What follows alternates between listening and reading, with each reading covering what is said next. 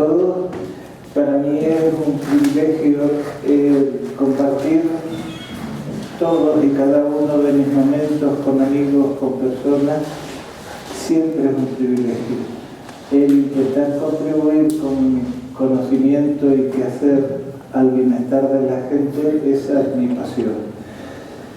Me he pasado la vida trabajando y hasta el final estaré.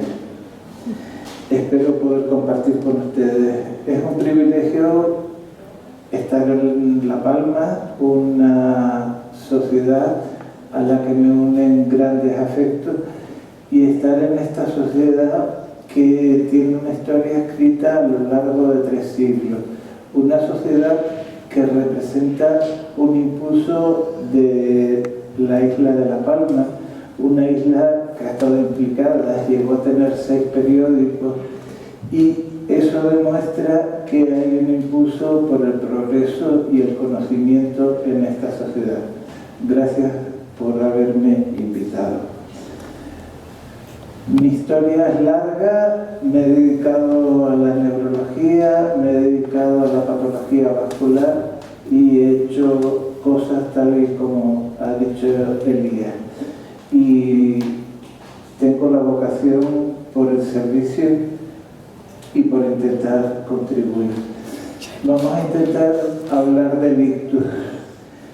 El ictus, les pongo 2 ejemplos que tienen que conocer la mayoría. El primero, en los 2 se hicieron mal las cosas.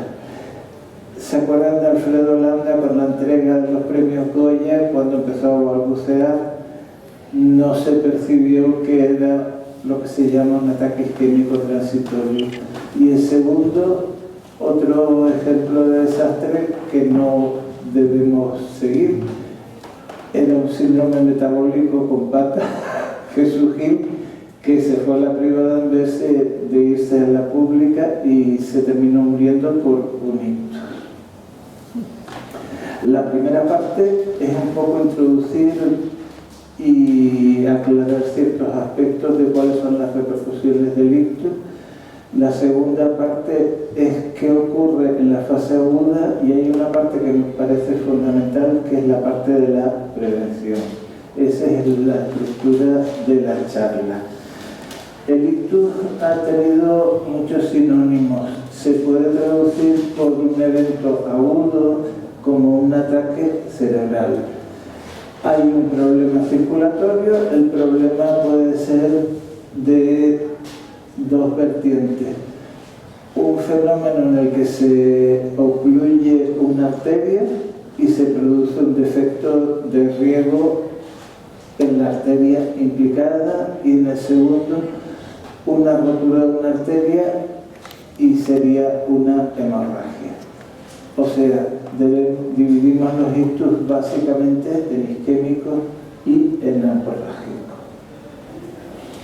¿Cuáles son las repercusiones del ictus? Pues el ictus forma parte de la patología vascular general, comparte muchos mecanismos de producción con la cardiopatía isquémica, representa una causa importante de muerte igual que el resto de la patología vascular, y las sociedades occidentales con el desarrollo han ido consiguiendo que la mortalidad vaya disminuyendo. No obstante, nuestra sociedad se envejece y en ese grupo de edad es más frecuente el ictus y la cardiopatía isquémica. O sea que el aparente beneficio de la disminución de la mortalidad en términos generales se contrapesa con que hay más población en grupos de edad más avanzada y esa población está en riesgo. Después de un evento vascular vienen las secuelas. Hablamos de la muerte y hablamos de las secuelas que puede implicar un ictus. Cuando hay un ataque cerebral se pierden las funciones en la zona correspondiente. Es decir, una arteria afecta a una determinada región del cerebro y en función de la zona que haya sufrido el ictus se pierden esas capacidades. De forma clásica perdemos la capacidad para hablar, perdemos la fuerza, perdemos la sensibilidad o la coordinación. El ictus se asocia también a otras secuelas que son la demencia. Hay demencia de causa vascular y demencia tipo Alzheimer que se puede ver facilitada por un infarto cerebral. Todo ello conlleva una carga personal. Se pierde calidad de vida, hay un montón de síntomas de la esfera psicológica que podemos experimentar, depresión, baja autoestima, etc. Y hay una sobrecarga familiar y social con un elevado coste económico. La clínica, ya les dije que la clínica va a depender de la localización. La circulación cerebral es muy compleja y les pongo divididos en un corte de un cerebro, es como si cortáramos así, y cada uno de los colores de cada zona representa una arteria y la complejidad de que cada zona tiene una traducción clínica. El diagnóstico de ictus es un diagnóstico clínico. El diagnóstico en medicina no son las pruebas complementarias, hace falta un proceso sistemático. Los médicos, desgraciadamente, sometidos a la presión de unas consultas masificadas, a veces no tenemos tiempo. Y no debemos perder de vista la perspectiva de que nuestro trabajo depende de la comunicación con los pacientes. No sirve de nada, puedo tener un escáner normal, que el paciente algo tiene. Por eso el diagnóstico clínico, interrogatorio, exploración y pruebas complementarias. El diagnóstico del ictus es difícil porque en la fase aguda todo sucede de forma muy rápida y establecerlo no siempre es fácil. Hay muchas entidades que pueden simular que son un ictus. Por ejemplo, un ataque epiléptico puede cursar con una sintomatología parecida. Un tumor cerebral puede cursar con una sintomatología, al igual que una migraña puede tener la misma clínica.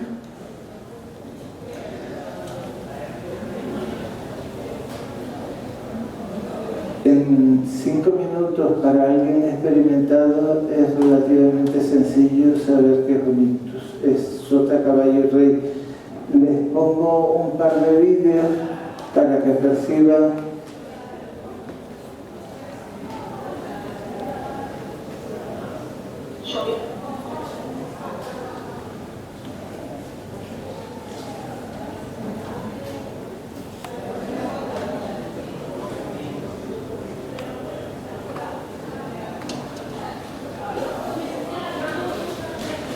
Bueno, como siempre estas cosas no funcionan.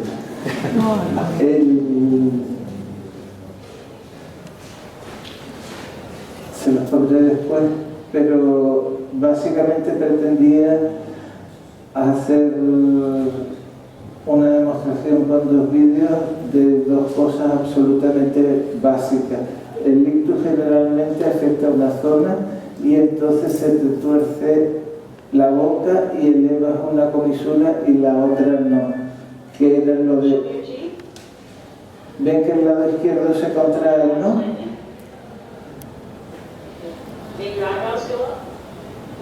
Eso está en inglés porque...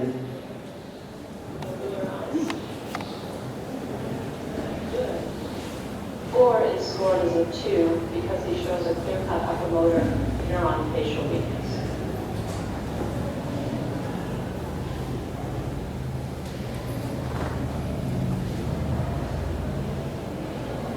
Y en este lo que tienen que mirar es cómo hay una limitación para subir un brazo.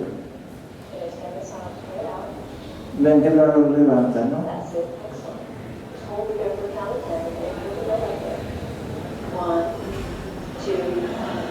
2, 3, 4, 5,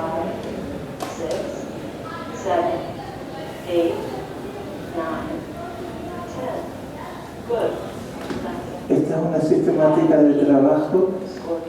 El método es fundamental y en el ictus se aplica una escala del Instituto de Salud americano, que es la NIH, y entonces todo se puntúa, todo se valora, y estos vídeos forman parte de unas herramientas de educación para los profesionales para aplicar las escalas y no decir creo que, sino que tienes que hacerlo de forma estructurada. Estos son de los dos de los síntomas típicos. Se tuerce la cara, se te cae un brazo. ¿Hay alguien que quiera hacer alguna pregunta o les va quedando todo claro?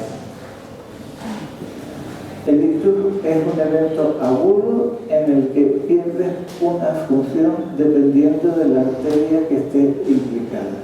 Y lo clásico es un problema para hablar o que se te caiga un brazo. También a veces los ictus de circulación posterior, la porción anterior del cerebro tiene una irrigación y la porción posterior otra.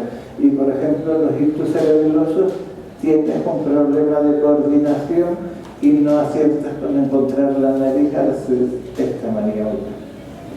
Era eso lo que pretendía. ¿Cómo se diagnostica un ictus? Por clínica. Una vez que está establecida la clínica, tienes que confirmar que es un ictus. La primera prueba que se hace es un escáner, una técnica sencilla, rápida, que te permite dos cosas.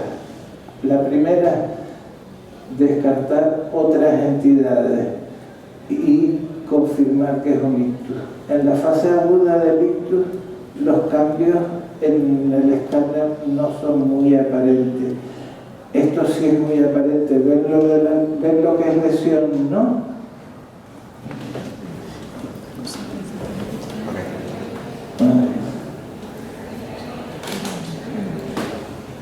Todo esto es un infarto cerebral.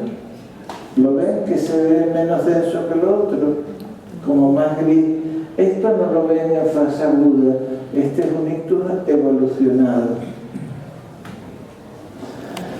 Fíjense, yo creo que es fácil de ver. Tú miras una pared y ves dónde está el descolchado. Entonces, ven que aquí hay uno y aquí hay otro.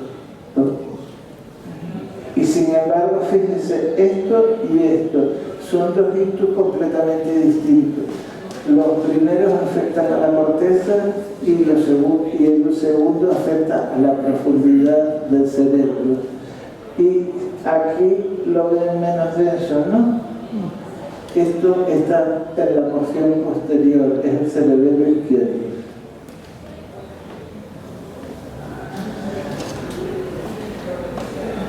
Si hay un problema en una zona, da igual que sea una isquemia, da igual que sea una hemorragia o que sea un tumor. Entonces el escáner nos va a permitir diferenciar, porque la clínica va a ser superponible. Si tienes un problema en un sitio, la causa da exactamente igual. El manejo no. Y estos son hemorragias. Ven que son hemorragias distintas.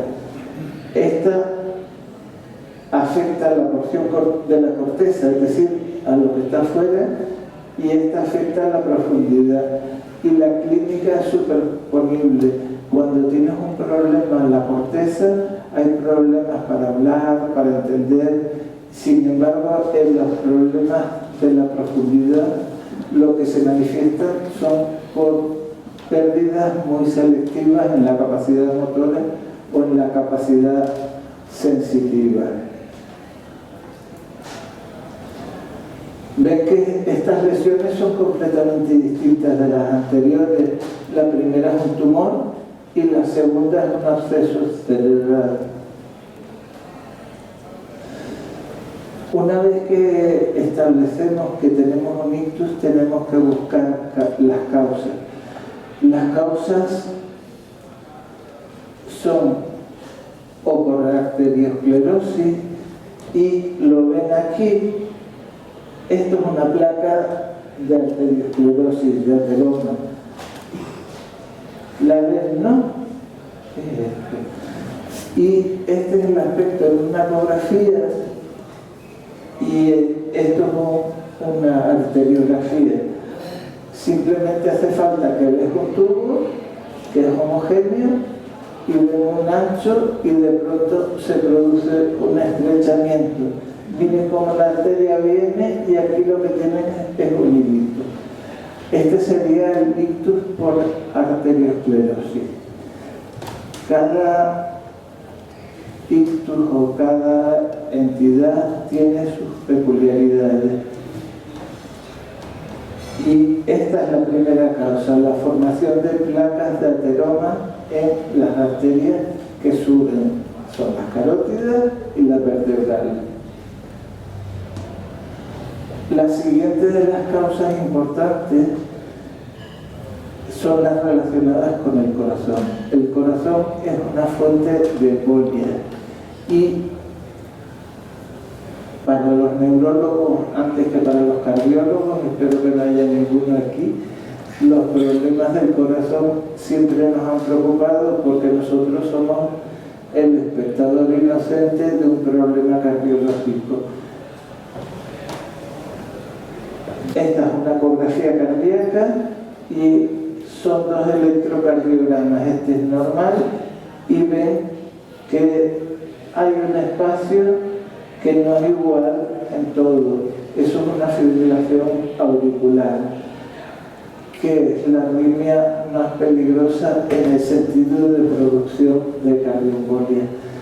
Los neurólogos estábamos mucho más implicados que los cardiólogos, que se han ido sumando.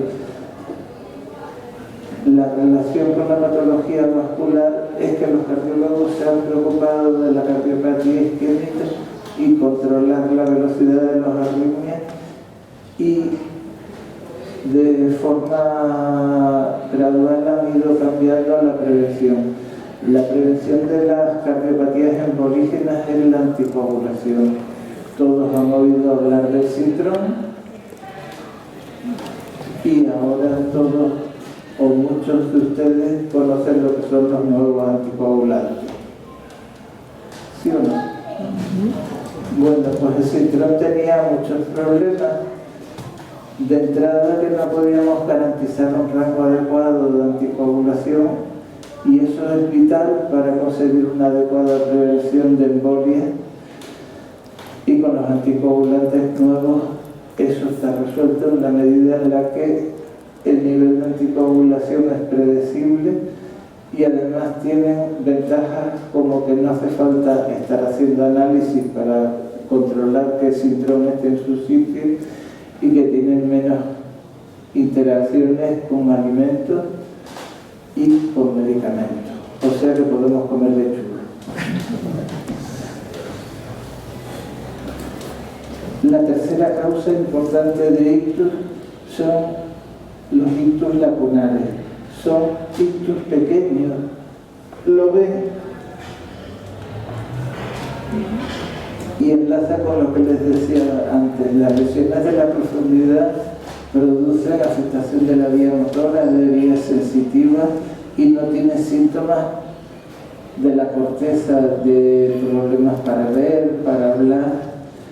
Son completamente distintos.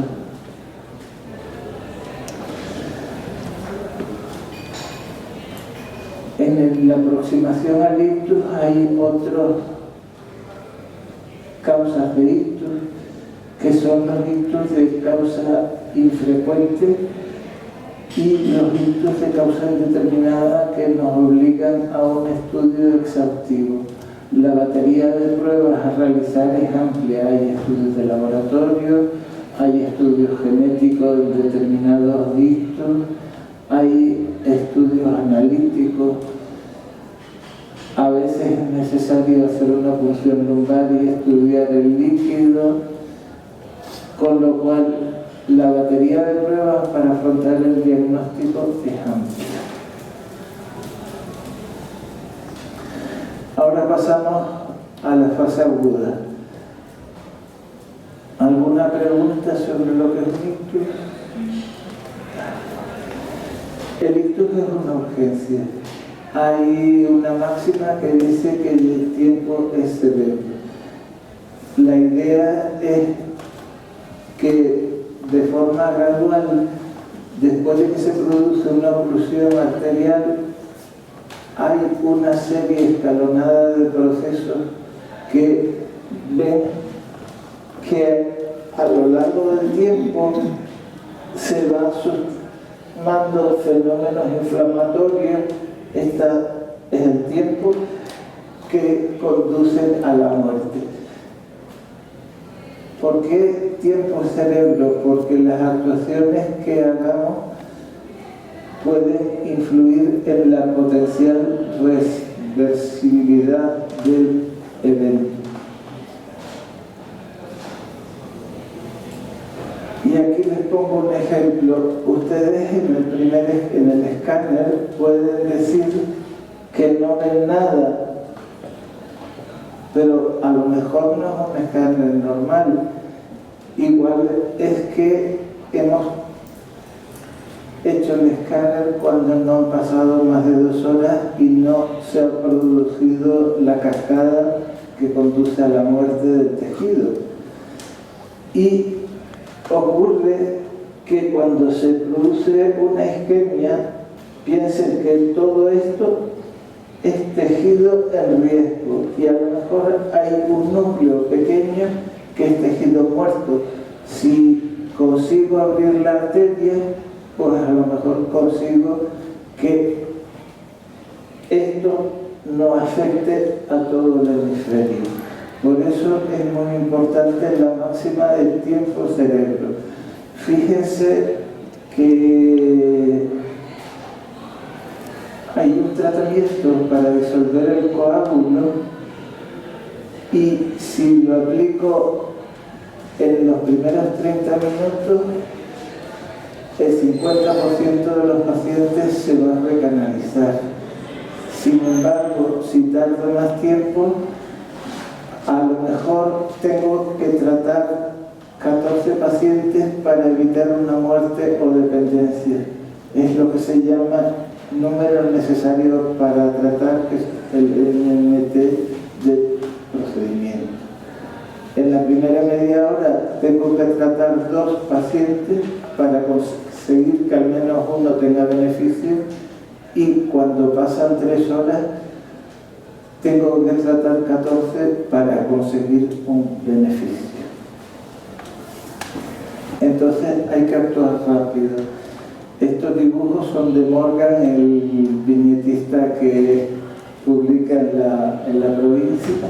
Nos los hizo en torno a 2002, cuando implantamos el código ictus. El código ictus es un sistema de alerta, de manera que una vez que detectamos los posibles síntomas del ictus, hay que avisar al 112 y poner en marcha el código ictus para conseguir el traslado inmediato al hospital sin pasar por el centro de salud, y ahí valorar y considerar si es tributario de tratamiento para abrir el ictus. 3 síntomas muy sencillos: las dificultades para hablar, que se te tuerce a un lado de la cara, o poner los brazos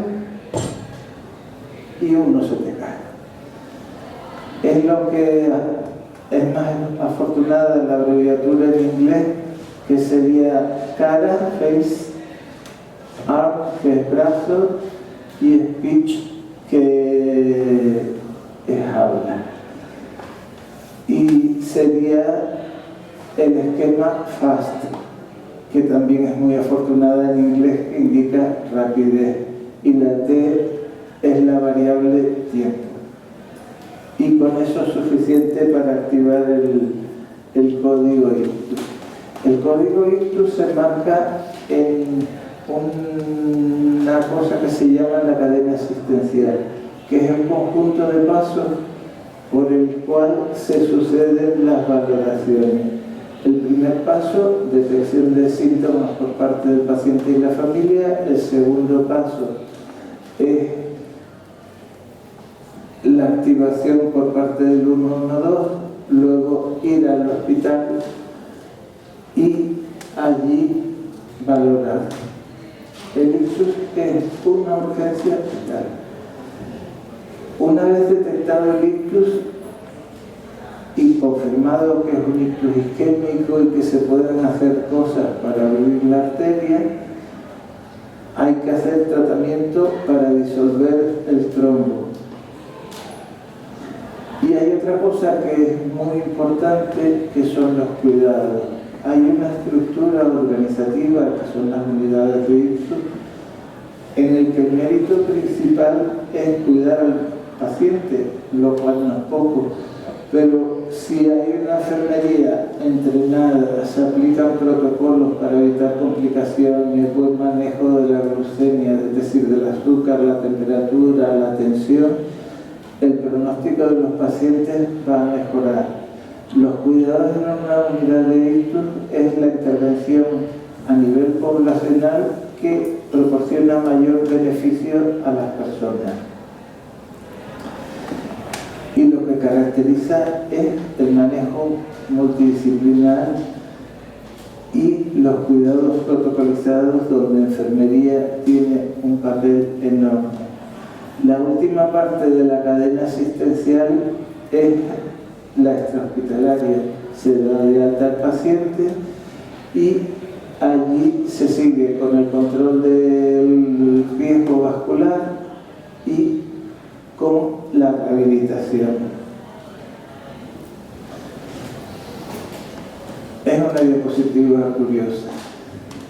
¿Qué usamos para disolver el coágulo? Lo mismo que los vampiros y las serpientes, que son fármacos que inhiben la coagulación. Se llaman trombolíticos, es decir, disuelven el trombo. Pero somos tan originales que nos limitamos a reproducir lo que la naturaleza nos da. Vampiros y víboras usan sistemas trombolíticos para que no coagule la sangre. Y es tan fácil como eso, ¿o no? Es bastante más complejo. La trombolisis tiene una historia muy larga. Empezó con la streptokinasa, con la uroquinasa, y en el año 95 se aprobó con un fármaco que es análogo de uno que produce el organismo. Si tienes un trombo, hay sistemas del organismo para disolverlo. Pues hemos producido un fármaco análogo, pero que disuelve el trombo con mucha más facilidad. Disolver el trombo significa asumir el riesgo de hemorragia. En el escáner ven una bola blanca. Esa bola se corresponde a una hemorragia. Hacer trombolisis es muy fácil y es muy difícil. Cuando empezó en Estados Unidos y hubo un área en la que se violaba el protocolo y se era más laxa. La tasa de muerte relacionada con la mala aplicación fue muy alta. Y a partir de ahí se intenta ser muy estricto. Si aplicamos bien los criterios, podemos conseguir, acorde con la variable tiempo, hasta un 50% de independencia en los pacientes. Siempre hay un riesgo de hemorragia a pesar de hacer las cosas bien. El desarrollo de los trombolíticos no fue fácil. A mucha gente le daba miedo y limitaba la indicación a casos muy claros, con lo cual no se desarrolló en exceso. Y en el año 2015, aunque llevaba mucho tiempo detrás, se consiguió demostrar, 2015, se consiguió demostrar por un sistema de sacacorchos. Si tú tienes un corcho que no te deja abrir la botella, usas un sacacorchos. Pues esto es exactamente igual. Metemos un catéter y en el catéter tiene un sistema de extracción del trombo. Tiene menos riesgo en términos de hemorragia general, tiene riesgos locales, pero es un método para mejorar el pronóstico de los pacientes. Se llama trombectomía. No hay internet y no lo puedo enseñar. Si alguien tiene curiosidad, busquen en YouTube. Se llama Solitaire y Solitaire. Y verán la demostración. Metes el catéter, enganchas el trombo y sacas como si fuera un sacacorchos a distancia el trombo.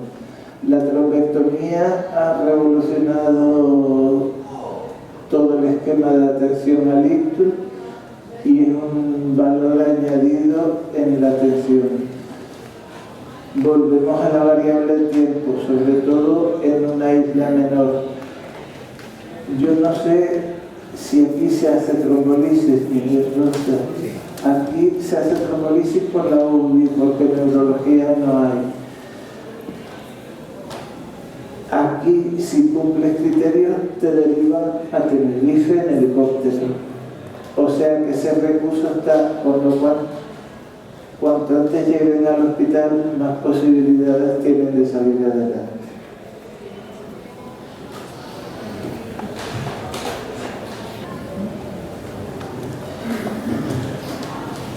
Hablamos antes de la cadena asistencial. Esa cadena asistencial se ha estructurado en lo relativo al ictus en fase prehospitalaria, hospitalaria y extrahospitalaria.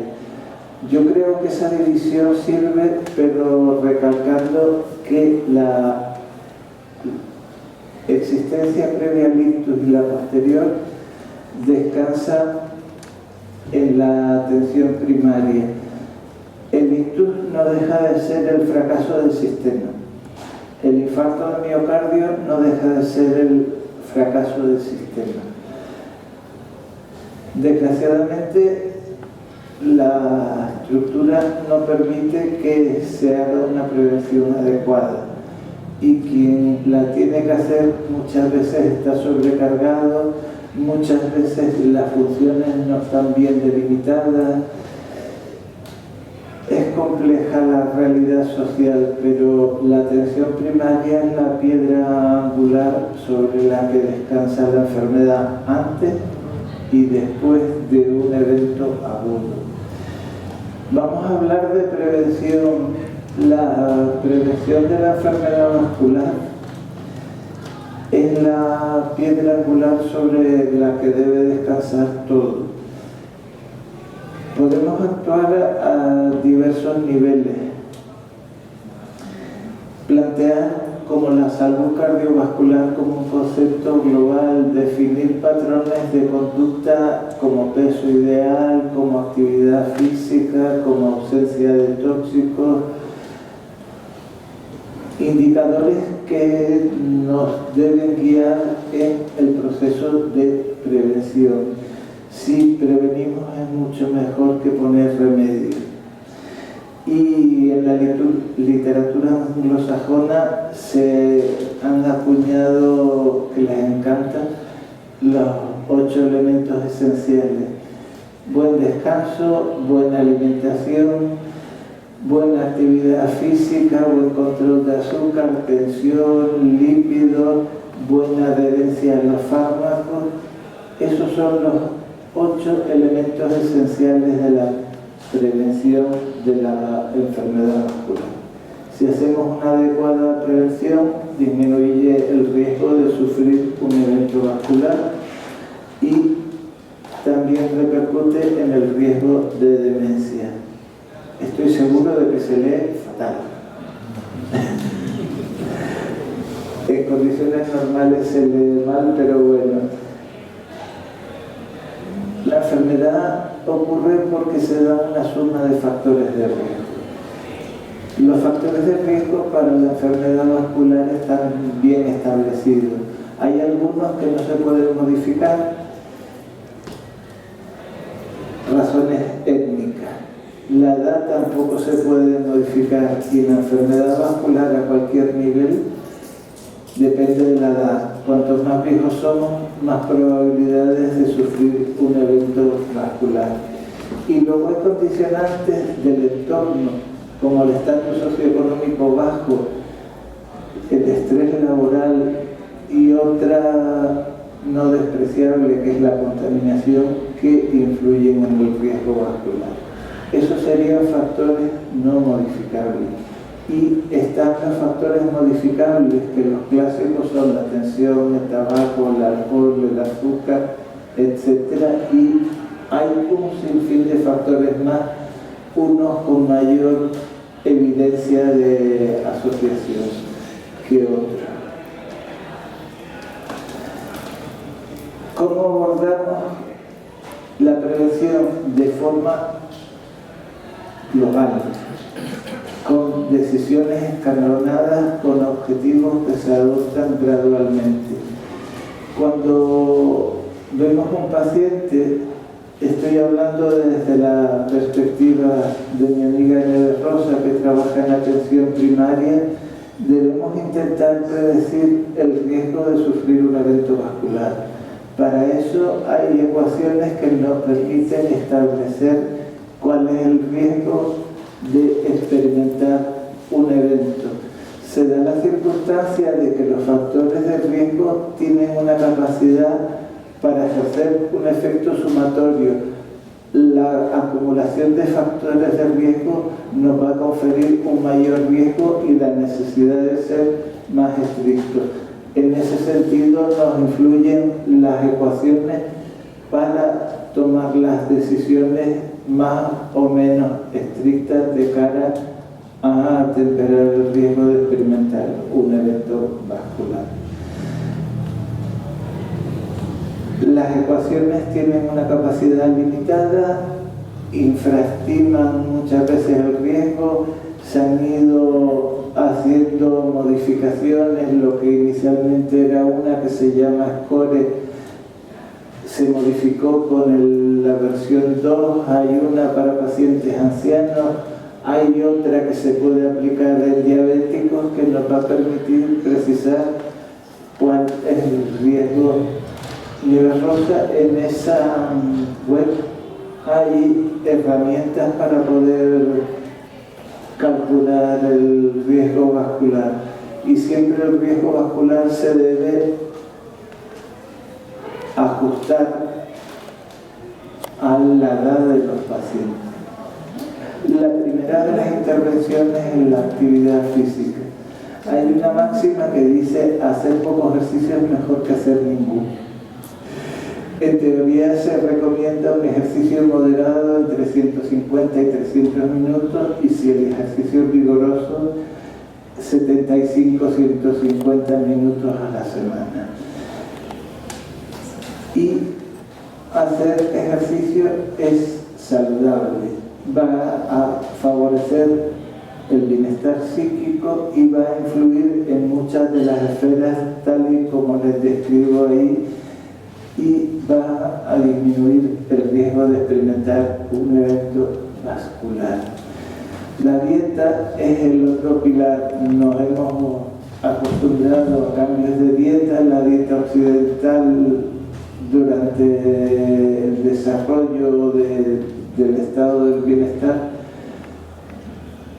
nos ha metido en la cabeza un tipo de grasas que es dañina, los hidratos de carbono, abandonar las legumbres, y debemos recuperar el estilo de dieta mediterránea con grasas no saturadas, con nueces, con legumbres, y que la dieta sea variada y con una ingesta calórica ajustada. Hay conceptos como el de ha salido esta semana un trabajo que es la crononutrición. Desayunar temprano y cenar temprano es saludable.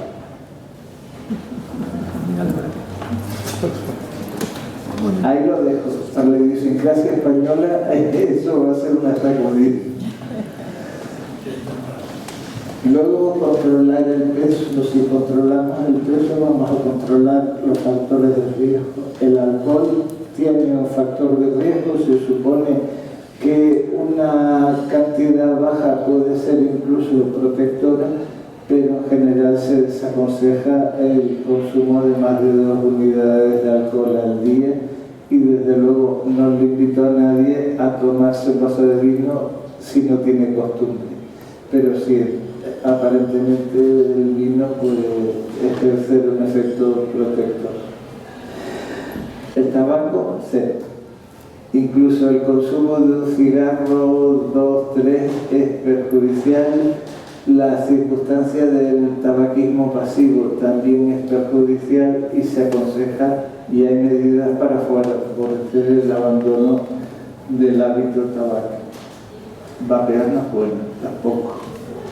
Tal y como esta semana les dijeron.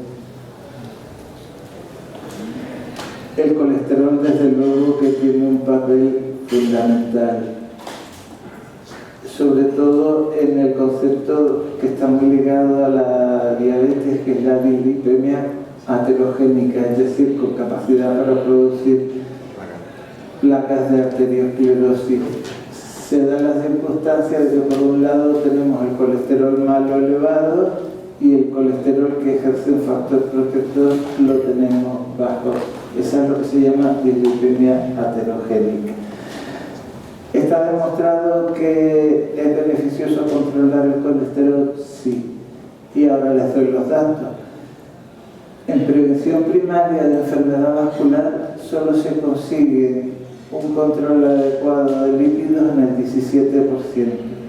En prevención secundaria, es decir, cuando ya has experimentado un evento vascular, la consecución de los objetivos de control del colesterol solo se consigue en el 22% de los casos. Podemos decir, pues no para tanto.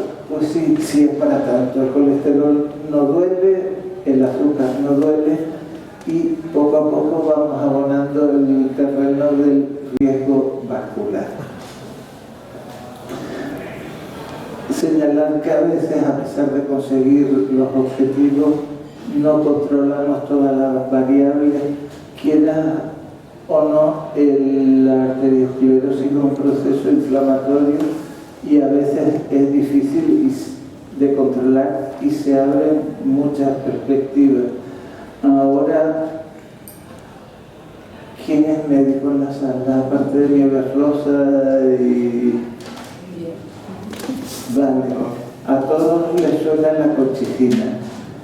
Pues la colchicina era un fármaco antiinflamatorio que se usaba en patologías reumáticas. Pues ahora se aboga por usarlo en la dislipemia porque el sustrato es un sustrato inflamatorio. La base de la arteriosclerosis no solo que se ponga un poquito de colesterol en la pared arterial, sino que hay un universo complejo subyacente.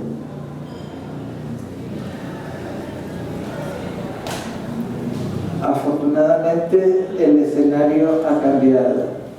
Las estatinas tienen un recorrido de muy larga evolución desde la simvastatina y hemos ido incorporando fármacos. Ahí el último que se incorporó tenía además la curiosidad que en el ensayo en el que se aprobó analizaba un marcador de inflamación, que es la proteína C reactiva, y la rosuvastatina demostró en ese ensayo que mejoraba la proteína C reactiva, es decir, también tenía efectos sobre la inflamación. Las estatinas están limitadas por la tolerancia, a veces puede ser brutal la aparición de síntomas musculares y eso condiciona la mala tolerancia y la mala adherencia. Esta es una de las cuestiones que tenemos tenemos que vigilar cuando controlamos la adherencia, que es algo que suele fallar con relativa frecuencia. A día de hoy eso ha cambiado. Tenemos otro fármaco que inhibe la síntesis de colesterol, que es el ácido bempedoico. También contribuye a disminuir en torno al 20% el colesterol malo y disminuir además otra cosa importante, independientemente de las cifras de colesterol, tenemos efectos en pacientes con colesterol normal y que estos fármacos van a disminuir el riesgo vascular. Tenemos otro fármaco ya antiguo, que es la ezetimiba, que sola o asociada a las estatinas nos puede ayudar a controlar. Y seguimos con el universo nuevo que se nos abre. Hay un montón de cosas que se nos abren, que son los anticuerpos monoclonales que actúan sobre la proteína, la PCSK9. También consiguen reducciones de en torno al 40-50%.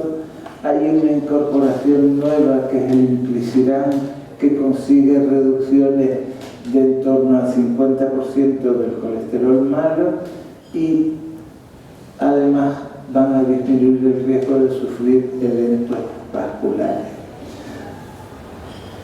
Los omega 3 se han ensayado de forma irregular y hay una incorporación que es ese fármaco, el etílico-sapento, que también ha demostrado mejorar el colesterol y disminuir la recurrencia de eventos vasculares. Y se abren un montón de vías más, entre ellas la de la colchicina, un inmunosupresor como el metotrexate, un fármaco que se usaba en la cascada inflamatoria del COVID, que era el tocilizumab, y los fármacos que actúan sobre una lipoproteína que es muy mala, que debería formar parte de la estrategia de estudio, que es la lipoproteína A, y el fármaco es el pelocacel. Hay un montón de vías para actuar ahora sobre el colesterol y se nos abre la oportunidad para tratarlo. La tasa de prescripción de inhibidores de la PCSK9 es bajísima, no llega al 9%, y tenemos que el 22% de los pacientes son los que consiguen los objetivos de control del fármaco. El esquema ha cambiado y con la estratificación tenemos unos niveles de colesterol malo deseable en sujetos de alto riesgo que se nos impensable hace 10 años, que es por debajo de 55, y las intervenciones deben ser más enérgicas en estos pacientes. ¿Alguna pregunta? Y esto es el porcentaje con los distintos fármacos. Insisto, PCSK9, 50% de reducciones del colesterol malo, Inclisiran 50%, el bempedoico puede ser una ayuda, pero la reducción es modesta. No creo que sea fácil. ¿Tú tienes algún paciente con...? Es que hay una anécdota que esta semana salió en El País, que en el Servicio de Salud británico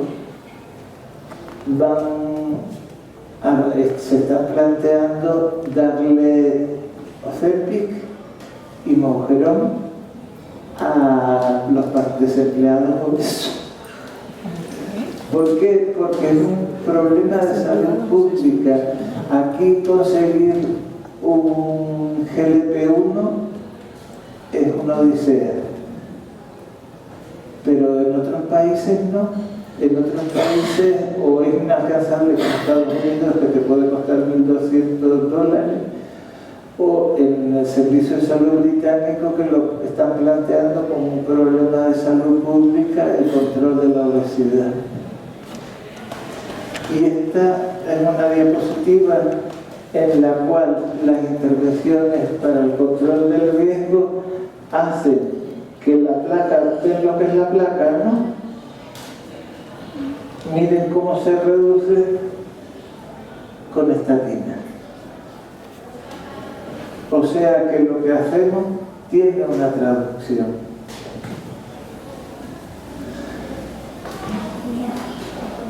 La presión arterial. Ocurre lo mismo que con el colesterol. Cuando yo estudié medicina había unos objetivos y esos objetivos han cambiado.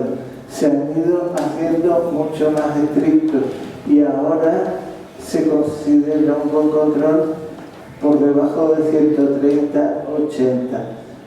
Ahora, conforme a las evidencias, también se ha cambiado el concepto de hipertensión arterial por el de presión sanguínea, que refleja más lo que está ocurriendo. Acaban de salir publicadas en septiembre las guías de la Sociedad Europea, que me parece, sobre todo la de hipertensión o la del manejo del paciente coronario crónico, que pueden ser útiles, que nos dan pautas de algo tan sencillo que cómo se mide la tensión, y luego las guías son mucho más amplias, dice qué hay que estudiar o cómo debo tratar la hipertensión en diabéticos o en enfermedad renal.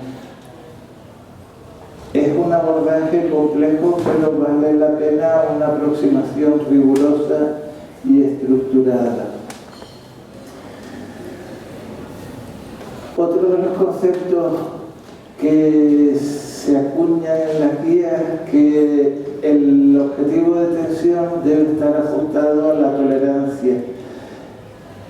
Los fármacos que bajan la tensión pueden ser delicados, sobre todo en pacientes ancianos, frágiles, porque se producen bajadas de tensión. ¿Qué fármacos podemos usar? Pues los clásicos, los fármacos del eje, parece que tienen efectos más allá de lo que es el control estricto, pero se pueden usar calciantagonistas, diuréticos, y los que parece que tienen menos evidencia o han sido más objeto de controversia son los betabloqueantes. La diabetes confiere riesgo vascular en situaciones de enfermedad no declarada, es decir, glucemia basal alterada, tolerancia alterada a la glucosa, o sea que debemos tener un nivel de alerta. Debemos de considerar también que hay un porcentaje apreciable de pacientes que no tienen diagnosticada la enfermedad y nos vamos a enterar cuando ya ha pasado tiempo. Las intervenciones para controlar la diabetes son adecuadas para prevenir complicaciones vasculares y tener una hemoglobina glicada de bajo de 7 es el objetivo.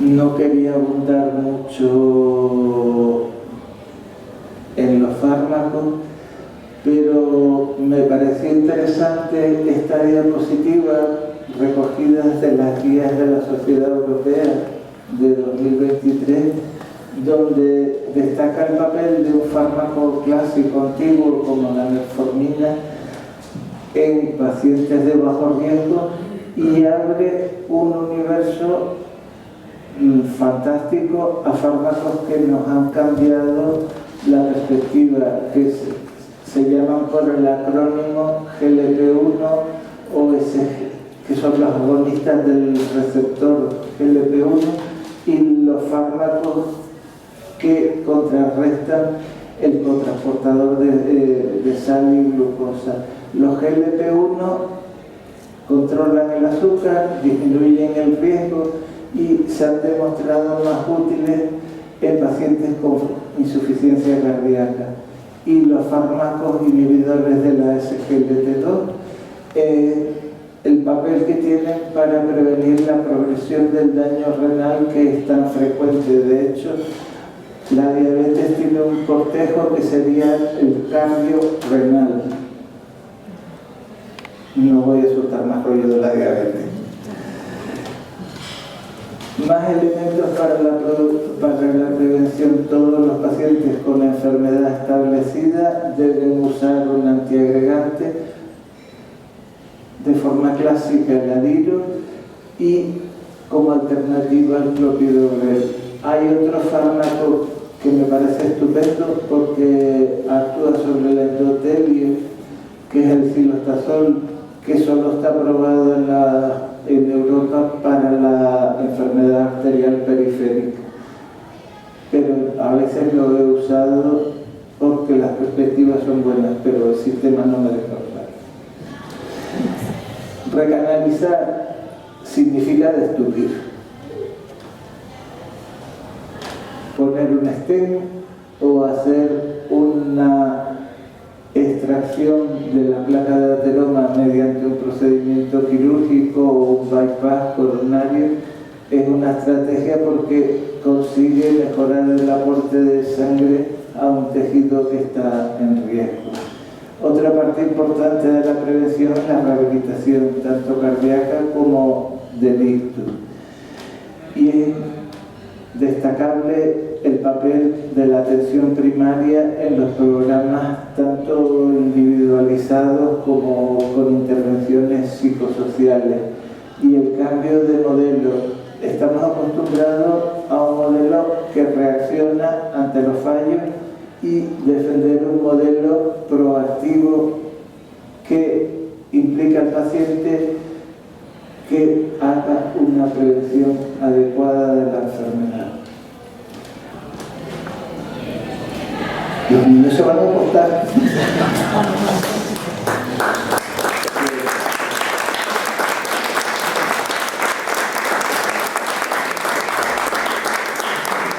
Gracias a todos por venir, los viernes por la noche, y gracias a Elías por haberme invitado. Encantado de haber estado y espero haber clarificado algo.